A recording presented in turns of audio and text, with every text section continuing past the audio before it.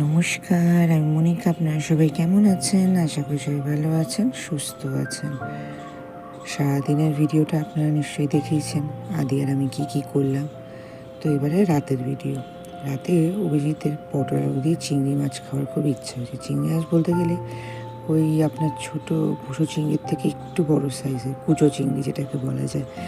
তো সেইটা দিয়েই ও বললো একটু পটল আলুর তরকারি করো না, শুনেছি বেশ ভালো লাগে খেতে। বললাম ঠিক আছে করবো, কিন্তু তোমাকেও কিন্তু সাহায্য করতে হবে। বলো ঠিক আছে করবো।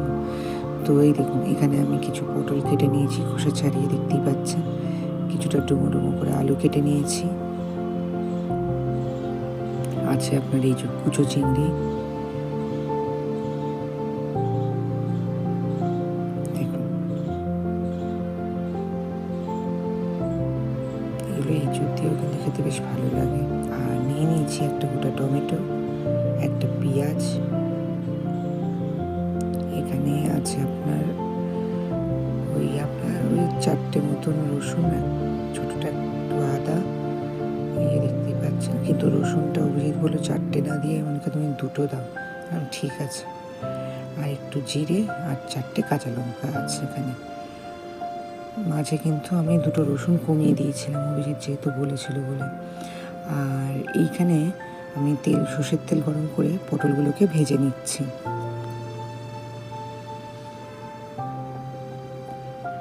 আর সামান্য একটু নুন দিয়ে দিলাম পটলের উপরে, আর দিয়ে দেবো অল্প একটু হলুদ গুঁড়ো। এই যত ভাজাভাজির কাজগুলো আছে ওগুলো আমি করে নেবো, শুধু গ্রেভিটা বানাতে অভিজিৎ আসবে। বাদ বাকি এগুলো সবকে জোগাড় করে দেবো, ঠিক মাংসের মতো। মাংসতে সব জোগাড় করে দিলে ও শুধু জাস্ট মাংস কষাতেই আসে। তো এই দেখুন, দেখতেই পাচ্ছেন পটলগুলো বেশ ভাজা ভাজা হয়ে গেছে। পটলগুলোকে একটু ভালো করে না ভাজলে একটা কাঁচা কাঁচা গন্ধ বেরোয়। তো এইখানে দেখুন পটলগুলো ভাজা হয়ে গেছে, পটলগুলো তুলে নিলাম। এবারে দিয়ে দেবো এই তেলে আলু, ডুমো ডুমো করে কেটে রেখেছিলাম, সেই আলুগুলো দিয়ে দিলাম।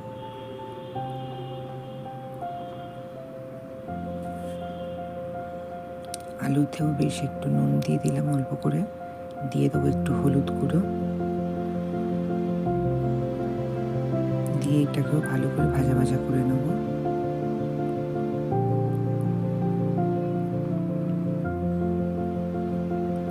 আলুটা প্রায় ভালো মতন ভাজা হয়ে গেছে, দেখতেই পাচ্ছেন।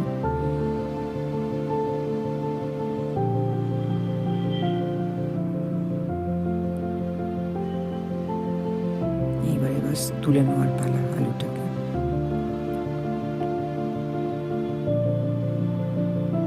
আলুগুলোকে সব আমি তুলে নিচ্ছি। দাঁড়ান আপনাদেরকে দেখাই, সব ভাজা দেখুন হয়ে গেছে। এবার পালা হচ্ছে আপনার চিংড়ি মাছ। চিংড়ি মাছ আমি নুন হলুদ মাখিয়ে রেখেছিলাম, আর এই তেলেই আমি কিন্তু চিংড়ি মাছগুলোকে ভেজে নেব। এই যে কুচো চিংড়ি আপনার দিয়ে দিয়েছি এখানে।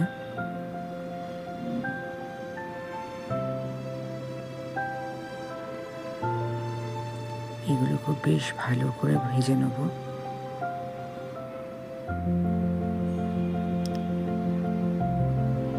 এই দেখতেই পাচ্ছেন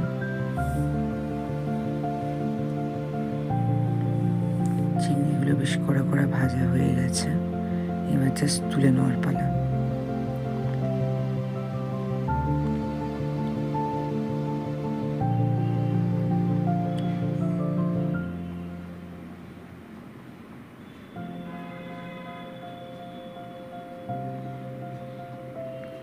এবার আমি চিংড়িগুলোকে সব তুলে নিচ্ছি একটা প্লেটে। এই দেখুন আমার পটল আলু আর এই যে চিংড়ি ভাজা হয়ে গেছে। এবার অভিজিৎকে ডাকি, সে বলল গ্রেভিটা বানাবে। তো চলুন তাকে ডাকি এবং কড়াই তেলটা গরম করতে দিয়ে যায়।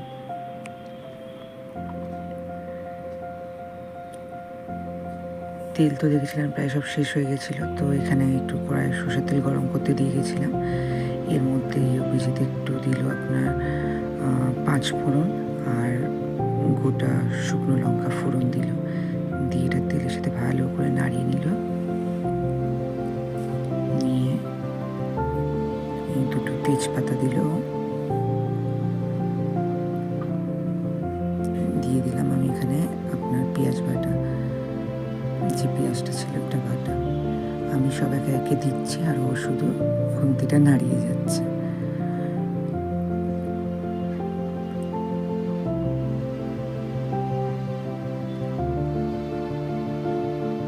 সামান্য একটু নুন দিয়ে দিলাম।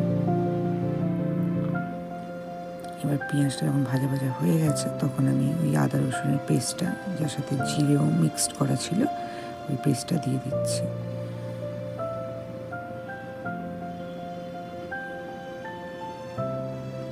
দেওয়ার পরে দেখুন অভিজিৎ কি সুন্দর সব মিক্স করে নিচ্ছে মশলাগুলো।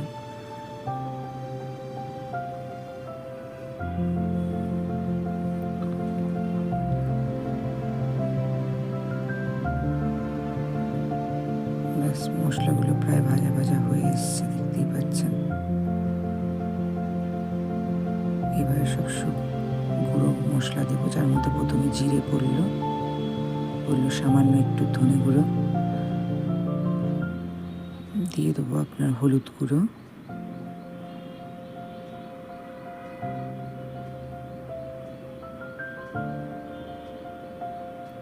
দিয়ে দেবো কাশ্মীরি রেড চিলি পাউডার, দিয়ে সব মশলাগুলোকে ভালো করে মিক্স করে নিচ্ছি।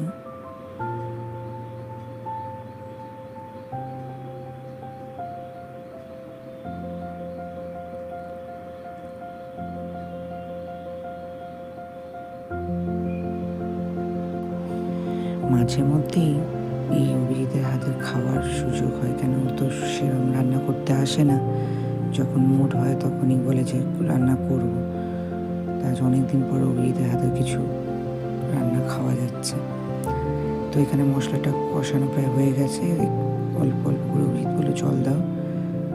আমি বলছি কষা হয়ে গেছে, কিন্তু সে বলছে এখনো কষা হয়নি, অল্প অল্প জল দিয়ে এখনো কষবে। আচ্ছা।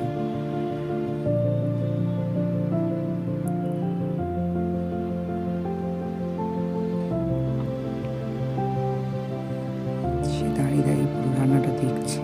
আমি তো ক্যামেরা ফিট করে দিয়ে চলে গেছি, শুধু যখন যেটা প্রয়োজন পড়ছে আমি এসে দিয়ে যাচ্ছি। আর এই কভার করে দিল 5 থেকে 10 মিনিটের জন্য, একদম লো ফ্লেমে দেওয়ার পরে এই যে এসে খুলে আবার সে নাড়ছে। মশলার দিকে বেশ একটা ভালো গন্ধ এসছে। এবার আস্তে এখানে টমেটোটা দিয়ে দিলাম, যে একটা টমেটো কুচিয়ে রেখেছিলাম ওইটা। তারপর সামান্য আবার জল দিল। জলটা বলতে যতক্ষণ না ফুটবে মশলাটা দেবো না, কিন্তু এলাম ঠিক আছে। দিয়ে এই যে মশলাটার সাথে মিক্সড করে নিচ্ছি টমেটোটাকে, দিয়ে আবার কভার করে দিচ্ছি 2-3 মিনিটের জন্য। 2-3 মিনিট পর দেখুন কি সুন্দর টমেটোগুলো গলে এসছে।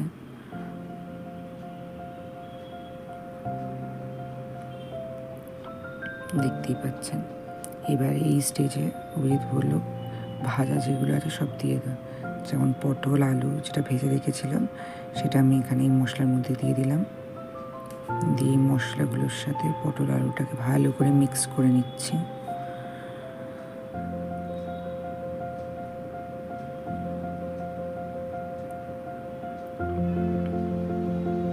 খুন্তি নাড়ানো দেখে তো বুঝতেই পারছেন এটা আমি নয়, অভিজিৎই নাড়াচ্ছে।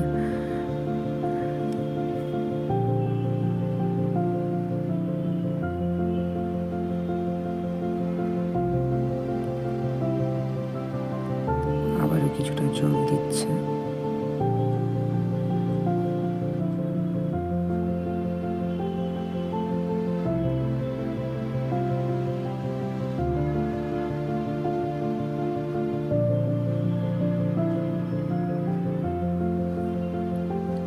দিয়ে এই সবজিগুলোকে জলের সাথে মিক্সড করে দিচ্ছে। দিয়ে এখনো কিন্তু কষবে কিছুক্ষণ। আর এই তরকারিটা না বেশি গ্রেভি হবে না বেশি শুকনো, ঠিক একটু রসা রসা টাইপের করলে এটা বেশ টেস্টি লাগে। বিয়ে বাড়িতে বা অনুষ্ঠান বাড়িতে আমরা এই পটল চিংড়ি খেয়ে থাকি, এত ভালো লাগে যে কী বলবো।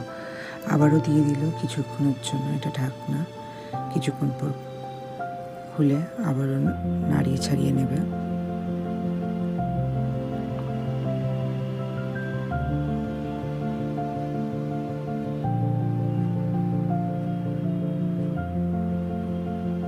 আবারও একটু জল দিচ্ছে, অল্প অল্প জল দিয়ে দিয়ে কিন্তু সবজিটাকে সেদ্ধ করছে।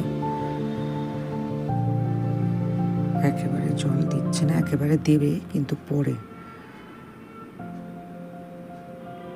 বলছে যাতে সবজিটা তেতো না হয়ে যায় কষাতে কষাতে, যার জন্য অল্প অল্প জল দিয়ে সব সবজিগুলোকেও কষিয়ে নিচ্ছে।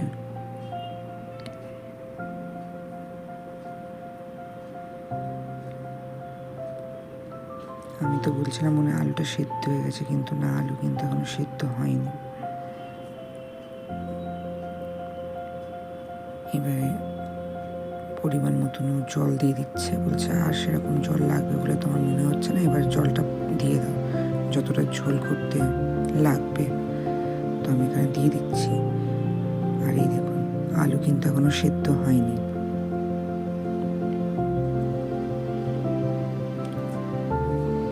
তো এখানে আমি জলটা দিয়ে দিলাম পরিমাণ মতন যতটুকু লাগবে,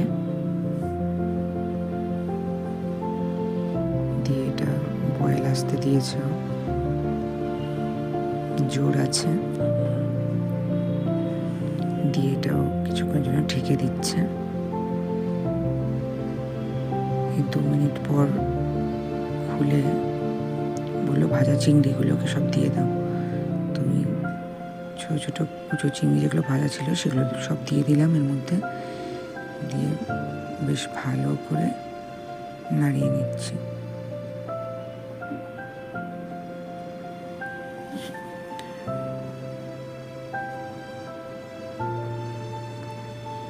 দিয়ে আর বেশি না, মিনিট 5 একটু নাড়াচাড়া করলেই আই থিঙ্ক এটা হয়ে যাবে।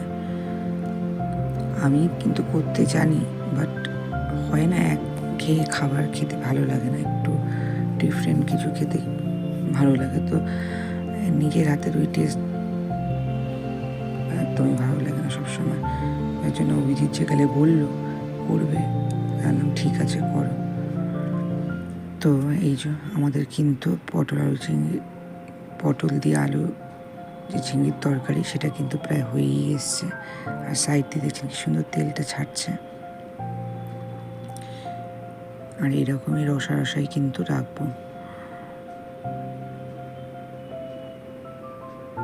অতিরিক্ত ঝোল বা অতিরিক্ত শুকিয়ে দিলে এর টেস্টটা কিন্তু পাওয়া যাবে না। আবার অভিজিৎ তুলে তুলে দেখাচ্ছে, দাঁড়ান, যে দেখুন কিরম রান্নাটা হয়েছে। আমি যে খুন্তিটা বেশি ওপরে তুলনা দেখা যাচ্ছে না ক্যামেরায়, হ্যাঁ এরকম রাখো তাহলে দেখা যাবে।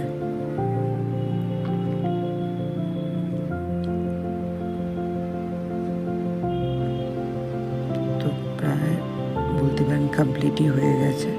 জাস্ট আপনার চিরা কাঁচা লঙ্কা দেবো উপর দিয়ে একটু,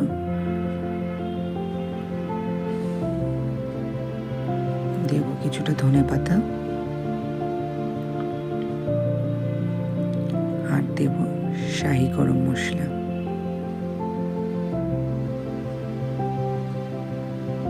ব্যাস আমাদের কিন্তু রান্নাটা শেষ।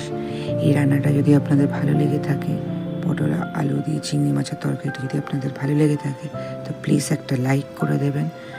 আর আমার পেজটা প্লিজ ফলো করে নেবেন, সেটা আপনার ইউটিউব চ্যানেল এবং আমার ফেসবুক চ্যানেলটাকেও।